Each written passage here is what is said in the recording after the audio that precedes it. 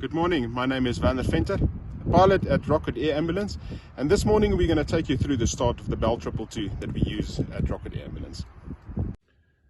Werner will start by doing the pre-start checks, starting with the strum in the on position. Moving up, he'll move to the collective where he'll ensure that both throttles are fully closed. As his scan moves up towards the instrument panel, he'll ensure that all the instruments are in their static positions. From there, Werner will request Etienne, one of our paramedics, to insert the ground power unit.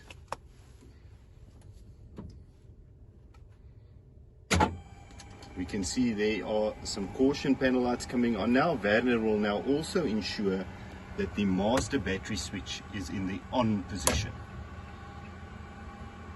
Some of the following checks that need to be completed is the chip test light test,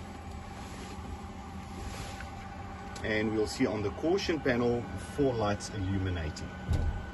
Werner will now proceed to check that the fuel is sufficient for the flight and proceed to do the fire test and the baggage fire test. Then the master caution light will be cleared and the over torque on the main torque gauge will be measured. It will be inserted and it should measure 110%. From there, the caution panel test light will be tested where all the lights should come on. And now the failure of the caution panel test should be completed by pressing the 4th button on the second row. That will ensure that the master caution light goes on and that the caution power light is illuminated. All the pre-start checks have now been completed, and Werner will proceed to engage the fuel valve on each of the engines and the engine prime on each of the engines. That's for engine 1 and that is for engine 2. We are now ready to start the Bell 222 helicopter. Werner will start engine number 2 for us as the first engine to be started. We'll engage the start button.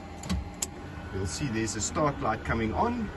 You'll monitor the NG gauge till it gets to the little triangle. Then he'll introduce some fuel, and we'll see there on the MGT, the second gauge, there's a light off, and he'll modulate the temperature in the vicinity of 600 to 700 degrees Celsius. We can see that the blades are now turning. If we look outside,